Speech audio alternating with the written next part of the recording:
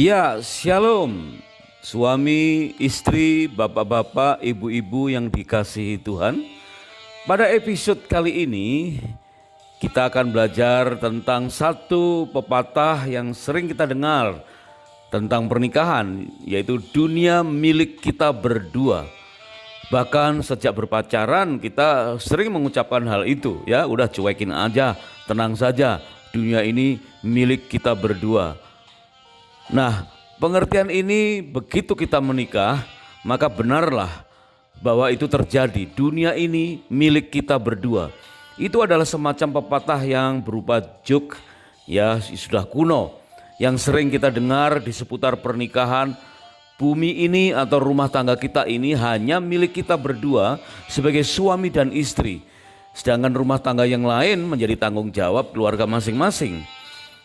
Jika kita tinggal di sekitar Jawa Barat dengan mayoritas berbahasa Sunda, maka kita akan mengistilahkan pulang ke rumah itu menyebutnya sebagai kaimah.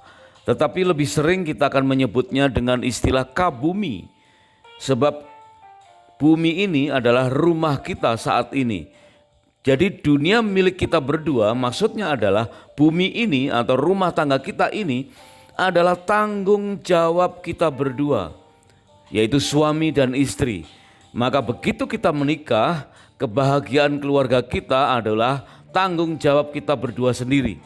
Keberadaan rumah tangga kita hanyalah kita sendiri yang akan menciptakan kebahagiaannya. Lalu bagaimana pada saat liburan kemarin tahu-tahu timbul ya beberapa dari perjumpaan-perjumpaan yang ada dengan keluarga besar seolah-olah mengalami toksik dari komentar-komentar mereka. Nah, tentu perikop yang lalu kita sudah membahasnya sudah sedemikian dalam. Kalau ada pertanyaan, pendapat atau kesaksian silakan tulis ya di dalam kolom komentar yang ada. Dan kita akan lanjutkan pembahasan kita. Yuk kita mulai.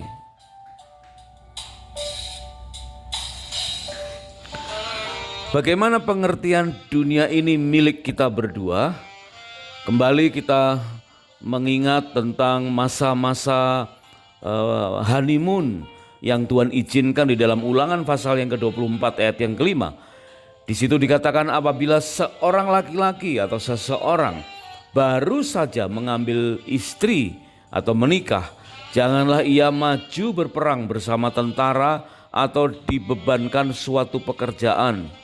Selama 1 tahun ia harus bebas demi atau harus dibebaskan untuk rumah tangganya dan menyenangkan atau menyukakan hati perempuan yang telah diperistrinya. Kembali kita ingat akan pesan Tuhan di dalam Ulangan 24 ayat yang kelima ini yang kita selaraskan dengan pengertian kita pada perikop ini, yaitu dunia ini milik kita berdua. Berarti apa? Masa-masa setelah kita menikah, Tuhan mengamanatkan suatu kesempatan buat kita berdua, baik suami maupun istri, selama 1 tahun lamanya. Ya, bukan sekedar durasinya yang 1 tahun, tetapi menunjukkan betapa kita harus concern, betapa kita harus fokus ya untuk membenahi rumah tangga yang baru, membangun bangunan-bangunan di atas fondasi yang kuat, yang kokoh, yaitu di atas batu karang Tuhan Yesus, firman Tuhan, di mana selama 1 tahun menunjukkan betapa kita harus sangat-sangat konsentrasi. Ya, bukan hanya untuk menyenangkan istri, tapi istri juga menyenangkan suami. Suami istri harus sama-sama saling menyenangkan. Artinya membangun rumah tangga yang harmonis, yang saling menyukakan hati, yang benar-benar menunjukkan bahwa dunia ini memang benar-benar milik kita berdua. Meskipun kita tahu masing-masing family tree kita atau pohon keluarga kita sangat-sangat berbeda. Bahkan disebutkan 2 pohon keluarga itu dengan ribuan pikiran. Ya, kalau kita sempat bertanya ya atau mungkin salah bertanya atau mengharapkan jawaban dari keluarga besar, tentu kita akan mendapatkan banyak sekali pikiran-pikiran itu. Maka dikatakan tidak perlu kita terlalu banyak untuk mencari nasihat dari banyaknya orang. Ya, tetapi kita mencari nasihat dari firman Tuhan sebagai rambu bersama, sebagai fondasi yang kuat, ya, firman sebagai batu karang, sehingga kita tidak akan terpengaruh dengan keberadaan pohon keluarga atau family tree, sehingga pada saat kita melakukan honeymoon kita bisa bersehati memperbincangkan bagaimana rumah tangga kita bagaikan dunia yang adalah milik kita berdua.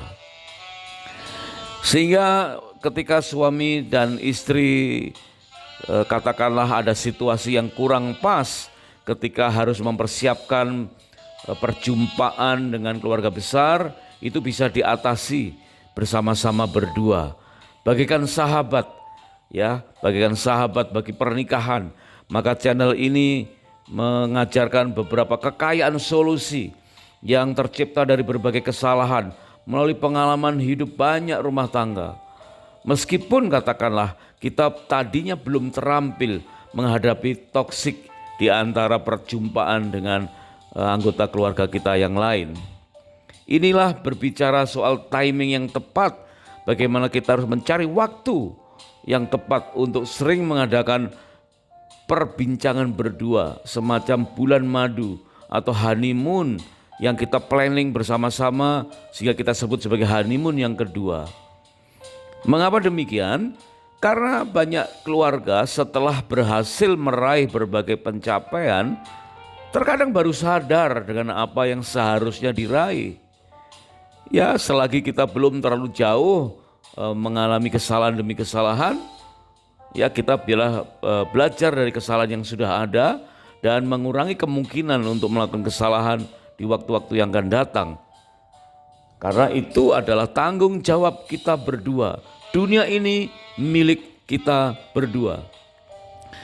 Setelah seseorang berhasil meraih berbagai pencapaian, karir dalam pekerjaan, karir dalam pelayanan, dan disitulah digambarkan kadang-kadang baru sadar ternyata yang kita raih itu bukan seharusnya kita raih. Sebagaimana kita seperti mendaki atau naik gedung yang tinggi dengan bersusah payah, tangga demi tangga, lantai demi lantai, tapi begitu sampai di lantai teratas, kita tengok kiri dan kanan, kita baru sadar ternyata bukan gedung yang kita seharusnya naik, ya, gedung yang salah. Nah, betapa konyolnya kita harus turun dengan bersusah payah dan mulai mendaki lagi ke gedung yang benar. Itu pun bisa salah kembali. Oleh sebab itu, waktu kita merenungkan bahwa dunia ini milik kita berdua, maka tanggung jawab menaik gedung yang benar adalah hasil dari perbincangan kesehatian dari suami dan istri, terutama dilakukan pada saat mengadakan bulan madu atau honeymoon yang kedua. Sebab itulah, milikilah sahabat dalam pernikahan. Sahabat melalui channel ini akan menyingkapkan berbagai kesalahan yang pernah kita jumpai, bahkan sejak masa berpacaran, masa penentuan perjodohan, sampai saat pernikahan. Dengan hati yang terbuka bersama pasangan, kenali berbagai kesalahan yang pernah ada, dan mari kita belajar dari kesalahan dengan mendapatkan keteladanan dari kisah kehidupan dan pengajaran Tuhan Yesus. Dalam pelayanannya, Tuhan Yesus selalu menyitir kitab favorit orang Yahudi, yaitu kelima kitab Taurat Musa. Maka channel ini akan berisikan keteladanan Yesus yang selaras dengan kelima kitab Taurat Musa. Sebagai sahabat dalam pernikahan, diharapkan channel ini dapat pula diterima sebagai sarana refreshing untuk menyegarkan pernikahan kembali.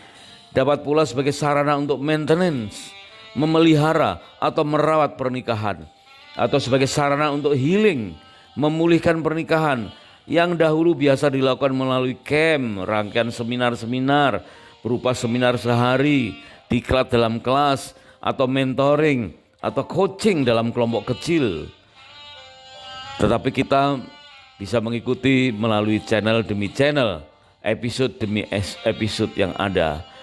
Channel ini juga terinspirasi oleh 9 buku dari R. Swindle, Charles R. Swindle, tentang seri biografi tokoh-tokoh terbesar di Alkitab, terutama melalui buku Swindle yang ke-9 tentang kisah dan pengajaran Tuhan Yesus dengan gaya bahasa yang lugas, sederhana, namun mendarat dalam kehidupan sehari-hari.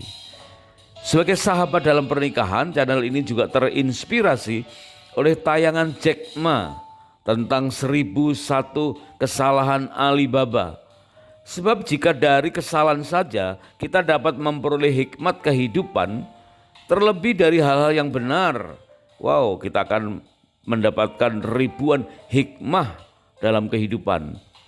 Dengan meniru gaya Musa memakai penyebutan sebagai pribadi orang pertama jamak, yaitu dengan memakai sebutan kita untuk mengatakan pendapat pribadi dalam buku ini. Melalui buku ini kita juga sedang diajar menurut apa yang dikatakan John Dewey, pernah berkata bahwa pendidikan bukanlah persiapan untuk kehidupan. Pendidikan adalah kehidupan itu sendiri. Berarti dunia ini milik kita berdua. Artinya kita terus belajar, ya, terus menjadi pasangan yang terdidik sehingga kita bisa menerapkan fondasi yang kokoh, yaitu firman Tuhan, dan membangun bangunan-bangunan yang indah di atasnya. Meskipun katakanlah kedua keluarga besar masih bisa saja bertindak seolah-olah sebagai toksik bagi pasutri, tapi itulah yang dikatakan Franz Hafner. Beliau pernah berkata, iblis tidak melawan agama, dia lebih pintar dari itu. Iblis sanggup menghasilkan penganut agama yang palsu, yang begitu mirip dengan yang asli, sehingga penganut agama yang baik tidak berani melawannya. Wow, penganut agama yang baik tidak berani melawannya. Mengapa? Karena yang palsu itu mirip dengan yang asli, sehingga bukan kurang baik penganut agama, tetapi penganut agama yang baik tidak berani melawannya saking miripnya kekristenan atau penganut agama yang palsu itu dengan yang asli. Meskipun anggota keluarga besar kita pada umumnya sebagai penganut agama yang baik, bisa saja mereka tidak berani mempersoalkan penganut kepalsuan. Dunia ini milik kita berdua. Berarti itu semua adalah tanggung jawab kita bersama antara suami dan istri. Jadi meskipun ada banyak faktor yang mengecewakan dari pihak luar, ada banyak kepalsuan dari pihak luar, tanggung jawab kebahagiaan rumah tangga kita harus bangun berdua dengan pasangan. Maka sering-seringlah mengadakan bulan madu atau honeymoon yang kedua, supaya lebih banyak waktu untuk bersehati berdua saja, berbincang-bincang untuk mampu mengatasi semua toksik yang ada, dan menguatkan pengertian bahwa benar-benar bahwa rumah tangga kita milik kita berdua. Dunia ini milik kita berdua. Kiranya Tuhan Yesus memberkati pernikahan kita semua dengan berlimpah-limpah. Selamat melakukan bulan madu atau honeymoon kedua berikutnya. God bless you.